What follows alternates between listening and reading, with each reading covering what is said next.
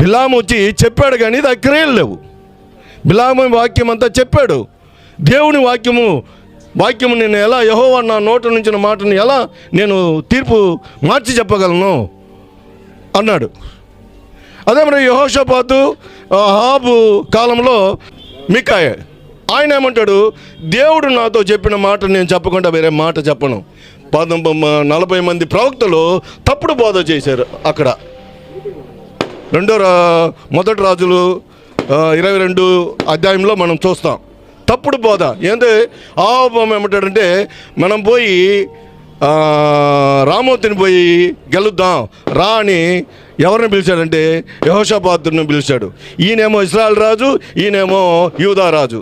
యెహోషాపాతు ఏమో యూదా రాజు, అహాబేమో మరి ఇశ్రాయేల్ రాజు. వీళ్ళిద్దరిలో ఈయనేమో తప్పుగా ప్రవర్తించాడు. అహాబు అనేవాడు మరి దేవునికి